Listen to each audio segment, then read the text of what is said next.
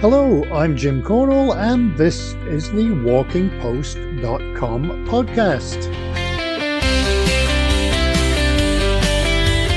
Walkingpost.com is the news website dedicated to walking, with all the latest on gear, books, health, trails, festivals, events, fitness, and more. This podcast is number 37 and it's going out on December the 5th. Scarily close to Christmas here in the UK, and the panic buying has begun, and the weather is still wet. I went to an event on Wednesday and had to decide between bus or train. Well, I guess car was another option, but that's the most expensive when you include parking. So I went with train, only to discover on the way back that there was a points failure, so I had to get the bus back from Glasgow anyway. Which now also means claiming for the train ticket. Nothing straightforward these days. Let's take a quick look at December the 5th. It's International Volunteer Day, it's Blue Jeans Day, and it's Communicate with Your Kids Day. I'd be happy to if someone could tell them that it's Communicate with Your Parents Day as well. I'm sure that a lot of people can relate to, how was school? Fine. Anything interesting? No. And it's Father's Day as well. Well, it is in Thailand. It's the day that the first bit of the motorway opened in the UK, and no doubt 2 days later it was closed for roadworks. It's also the birthday of General Custer and Little Richard.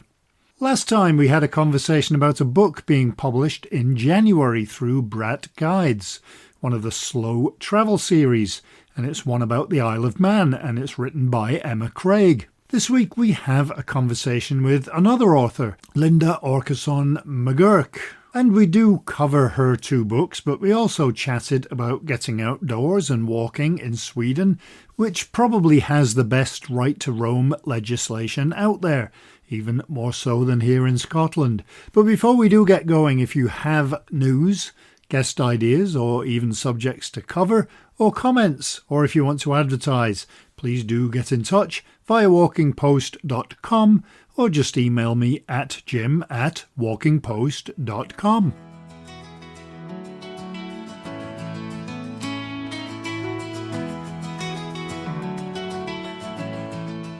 Okay, let's go through some of the headlines of the news articles you may have missed that we had on walkingpost.com this past week.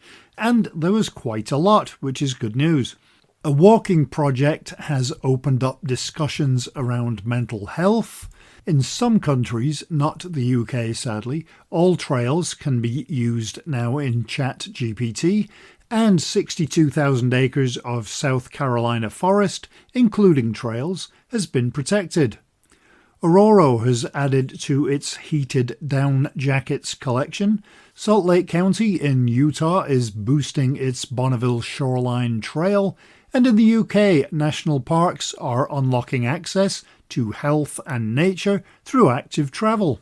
The King Charles III Cedar Trail in Lebanon has been inaugurated, and Joma, or Joma if you're in Spain where the brand is from, has launched its Our Trail Nature rain jacket. The Canadian government and Thunder Bay in Ontario have bridged the city's trail network with bridges, and tickets are now available for Euro Rando 2026. And you can read all of these and more at walkingpost.com. Alright, let's get to this week's conversation. I saw not too long ago that there were discussions taking place about whether or not to charge hikers on a very popular trail in Italy. And because of that, I was in two minds. Is it a good thing because it keeps things manageable and it helps with protection of the land? Or is it a bad thing? In Scotland, we do have the right to roam, although in some parts of the country you'd think that that didn't exist. Probably the most wide-ranging right to roam is in Sweden, so that gave us an opportunity to have a chat with Swedish-American author Linda Åkeson McGurk about, well, all kinds of things. The outdoors, her books, the right to roam, and charging for access to walk. All right, thanks so much for being with us today. And I wonder if maybe first you could introduce a little bit about yourself and your books. Yeah, sure. Yeah, my name is Linda Åkeson McGurk, and I was born and raised in Sweden in a very sort of nature-rich culture. And then I moved to the US when I was in my 20s, and I had two children there, and quickly realized that Indiana, where I lived, was worlds apart from Sweden. And I noticed that people were mostly inside and didn't really connect with nature the way I was raised. And that sort of inspired me to get on a journey to get more people outside. So that's been my mission for the past 15 years, is to educate, engage, and inspire people to get outside and connect with nature. Both my books are about, the first one about there's no such thing as bad weather it's a parenting memoir about getting kids outdoors to play. And the second one, The Open Air Life, is about the Nordic philosophy of friluftsliv, or the habit to connect with nature in everyday life. And after living in the US for 15 years, I moved back to Sweden in 2018, and I live here now with my children and my husband. And I continue on this journey to get people outside. The concept that we have in Scotland, I think, is taken from Scandinavia, the right to roam. How do you think that affects people going out into the wilds?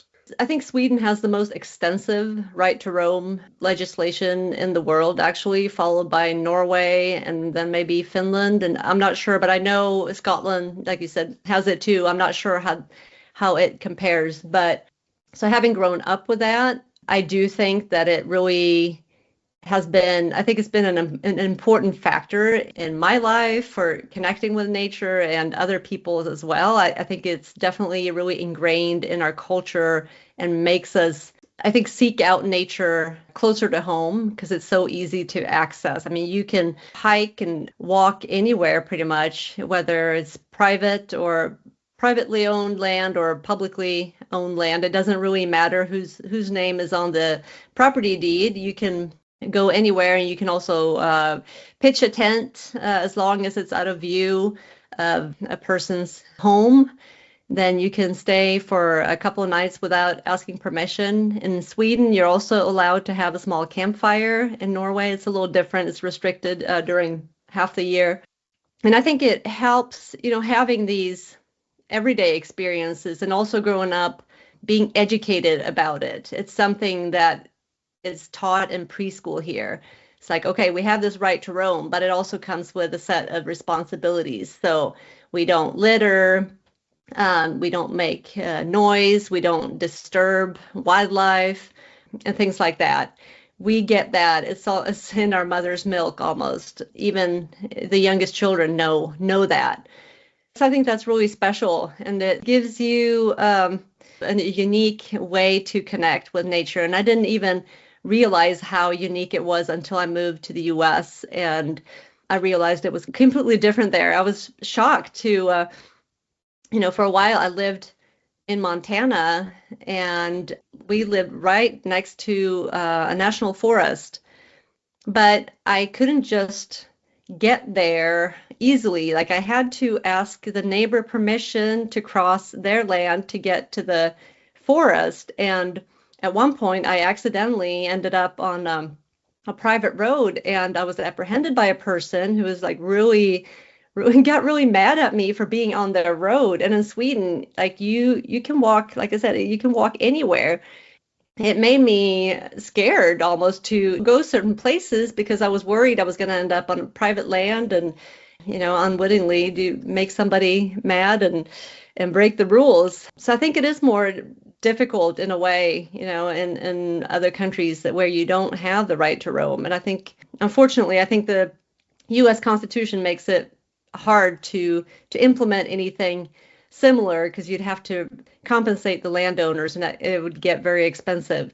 But then again, they do have their national park system instead, and there is a lot of public land in the U.S., but it's just not as accessible in everyday life. So you have to find ways around it and connect with nature in local parks, for example. I mean, a lot of people live in cities now, so there's that. But I definitely came to appreciate the right to roam more after living abroad for 15 years.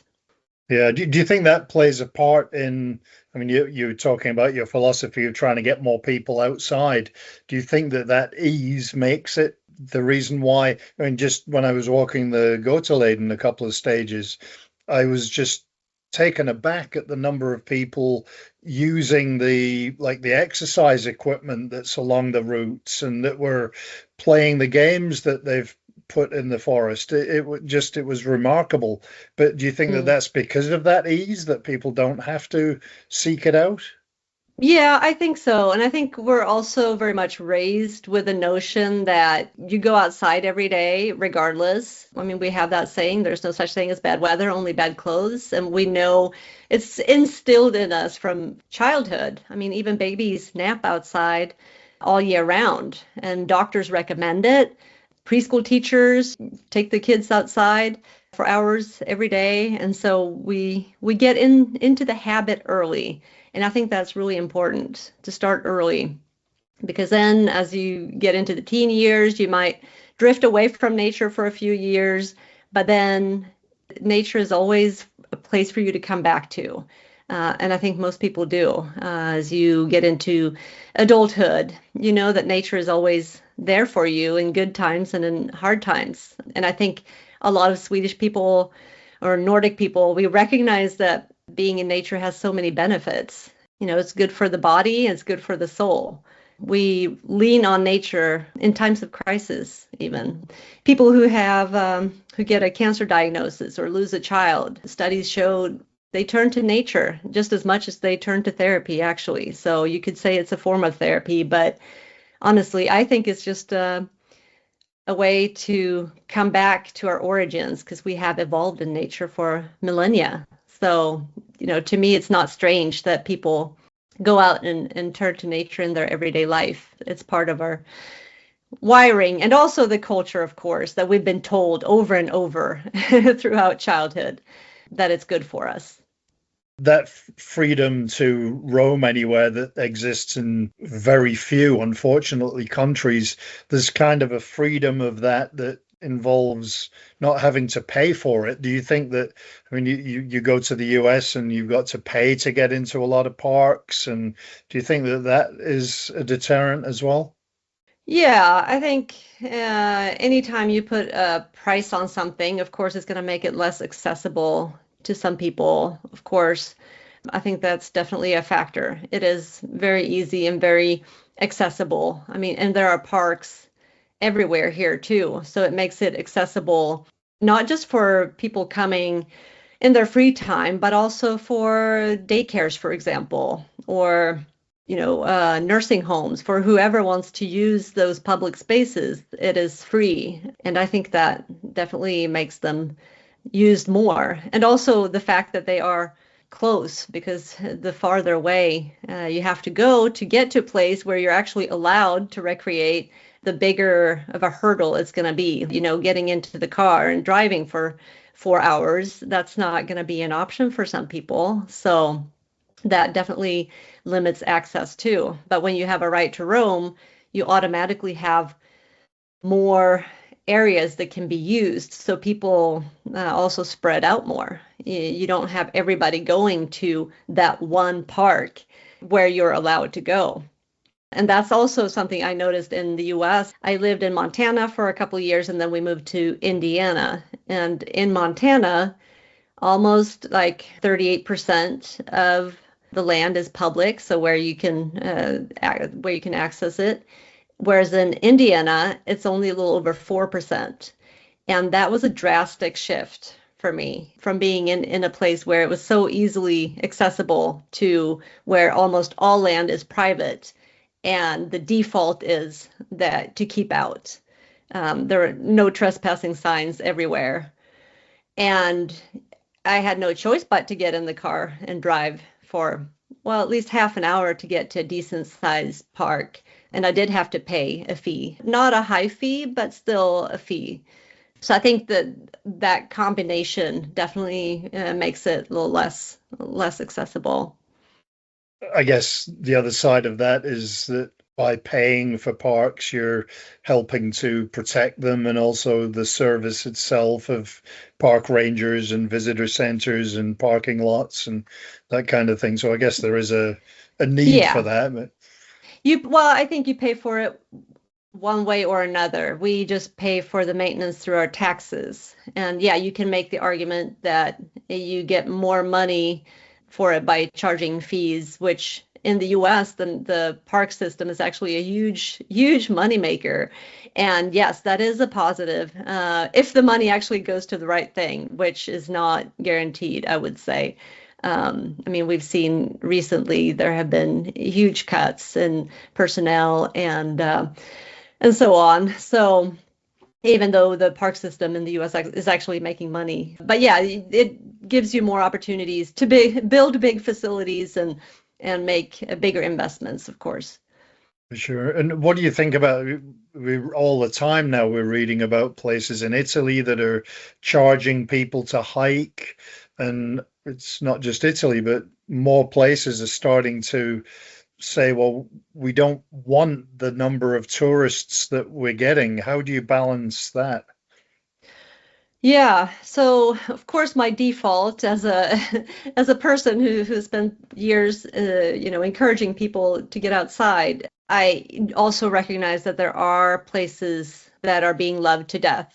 And I think there are places where some regulation is necessary, but I think there are different ways to go about it. I mean, yes, you can charge fees or you can restrict it by numbers and do like either first come, first serve, where you have to pre-book, or you can do like a lottery, which is the case in some places in the US. But I think if you are going to restrict it, and this may be an unpopular opinion, but I think that nature should be local and regionally based first, so that I think if you're going to charge the international visitors or whoever, I think ideally I would see it a system based on like the distance traveled or something like that. So the farther you've traveled, the more you pay. I think because if you've already paid for that trip to come over, then I think you can also, I don't think it's unreasonable that you also contribute to the maintenance and the longevity of that nature area and support that. I do think that our most important way to connect with nature is in our everyday life. So I do think it's crucial to the people who actually live in the area that they feel that it's sustainable to them because they live there. They don't just fly in and stay for a week. They are the ones who have to live with the consequences of over tourism. And yes, I mean, in some places, having an increase in visitors have also brought wonderful things in terms of economic development in areas that have been economically depressed, and that can be a positive, but it is about balance. And I could take, for example, Trolltunga in Norway, which is this rock formation that sort of sticks out like a tongue. It means troll's tongue in Norwegian. I write about it in my second book, how they went from just like under 1,000 visitors before Instagram launched some 15 years ago. And then today they are at 100,000 visitors per year almost. And they had a lot of growing pains in the beginning because it happened very fast. It happened over just, I mean, maybe not overnight, but from almost from one year to another, where influencers were posting pictures from this iconic cliff, and hundreds of thousands, if not millions of people were started to see them and started to flock to this place in Norway. And there was a lot of controversy in the beginning, especially, going back and reading articles from that time where the Norwegian Outdoor Association, they were pushing for fees because they felt like, this place is getting overrun, it's out of control, all these tourists are coming, they're littering, there's a queue, like you have to stand and wait for like an hour and a half to get your picture taken. So they were actually pushing for fees, and that's pretty remarkable in a country with the right to roam too. But they just didn't feel like it was sustainable.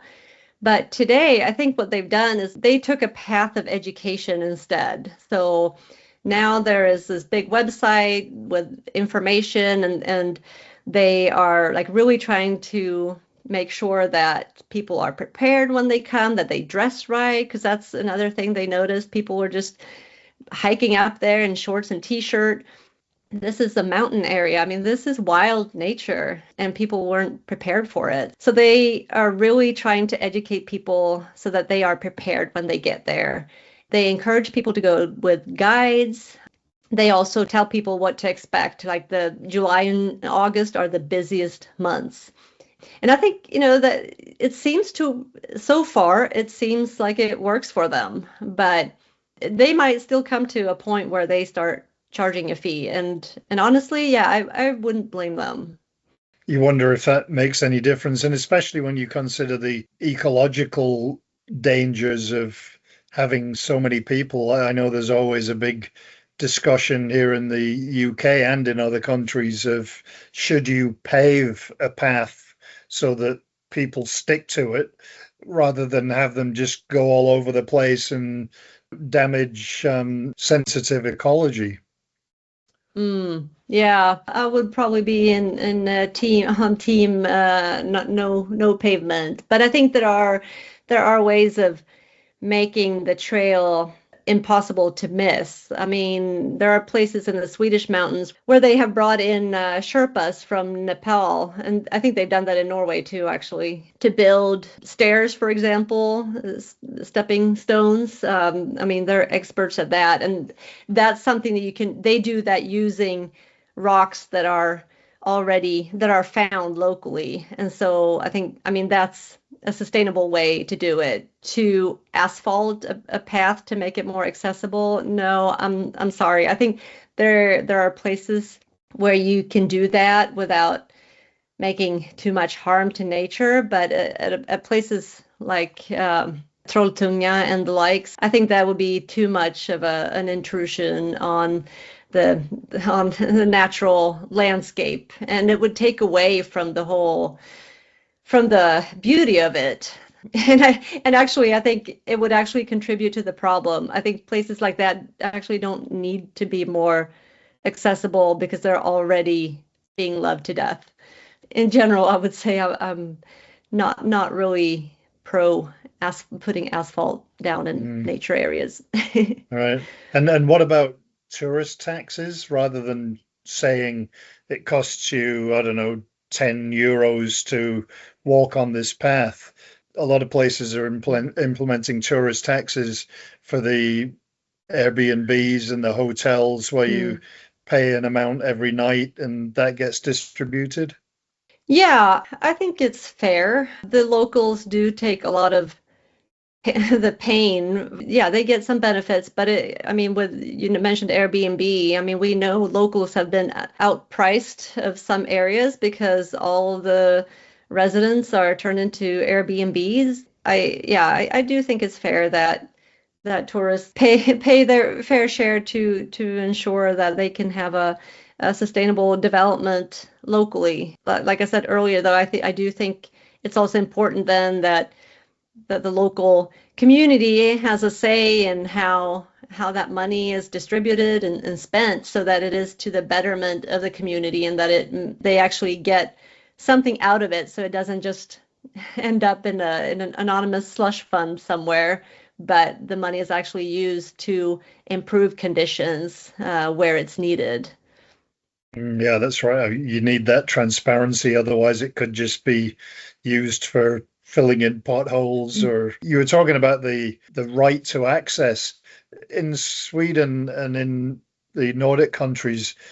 Do they, just thinking about Nova Scotia this year when they had all of these terrible forest fires and they basically banned everybody from hiking in the forest, would that happen where you are? Not that I've seen, but it makes sense because the biggest risk factor for wildfires is, of course, humans. I mean, that is the most common way forest fires get started, is because of a stray ember from a campfire, or somebody accidentally or purposely lights the place on fire. I haven't seen access being restricted, but we do have fire bans, campfire bans here, and that happens during dry years. We do see that quite a bit. So that's something to always, be on the lookout for. But the authorities are usually pretty good about informing people when a fire ban is in effect, and I think most people respect that.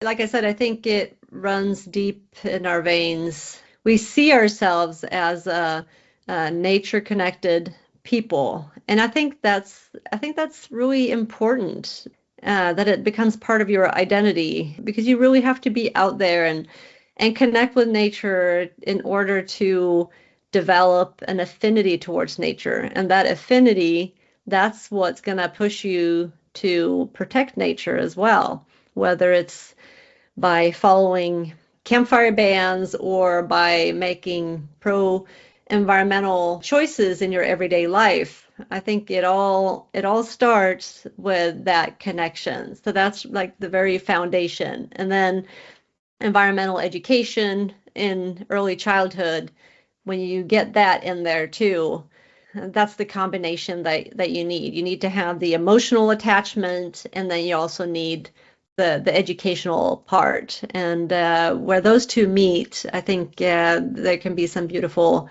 synergies, and you have people who are, I think, more likely to act in a pro-environmental way.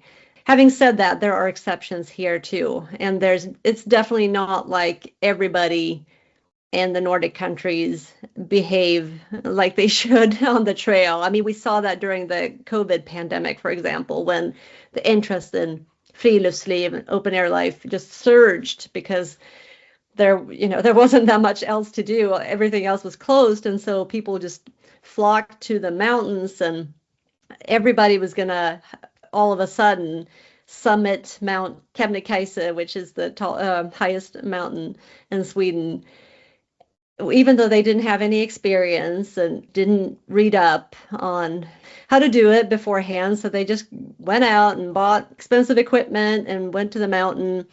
And then I don't know how many abandoned tents and, that the Outdoor Association had to pick up after that. But it was, I think that first COVID year, I think they collected over like 80 tents in just one short season that people had just up and left. And of course, that was just part of the litter. I mean, there was all sorts of other litter too. So that's when we saw a disconnect. But I think that was also a wake-up call for the Outdoor Association. So I think they intensified efforts to educate people as well after that happened. But that was an extreme case where a lot of people who don't normally go hiking all of a sudden decided that they were gonna. So it was it created a perfect storm for pollution and litter on the trails. So I guess with everything then, pretty much, as you said, your books are about education probably is the key, not just at an early age, but throughout life, I guess.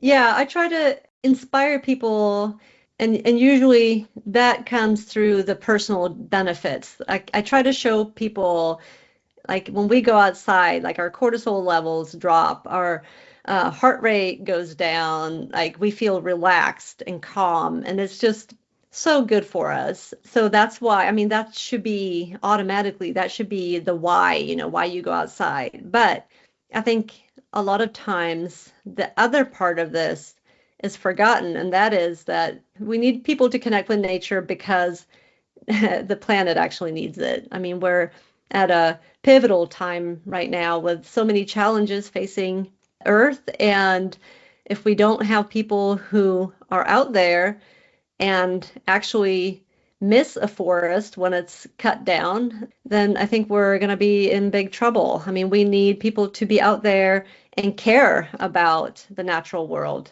and act like they care. So that's the other part of my message. So it's partly about the personal benefits. We'd all be better off, our physical and mental health, if we spend more time outside, but we also need to be out there to feel moved to act on environmental issues facing the earth today. You've had those 2 books that did very well. Are you planning on more? I hope so, yes. I'm kind of in the early stages of planning a 3rd book, but we'll see. Nothing for sure yet.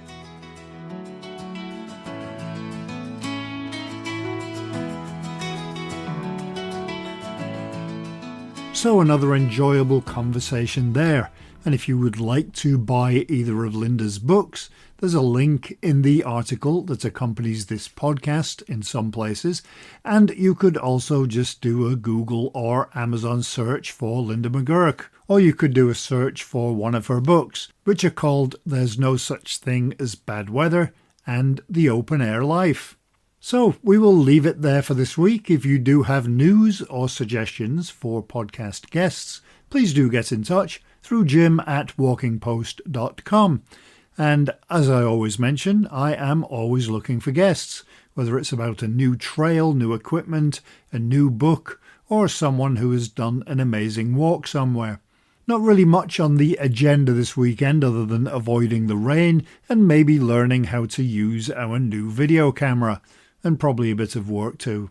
So I hope you enjoyed this week's walkingpost.com podcast, and I hope you have a great week, hopefully with a walk somewhere, remembering there's no such thing as bad weather, as Linda told us. So until next time, happy trails! Walking Post from walkingpost.com is an Air Coastal Media Limited production.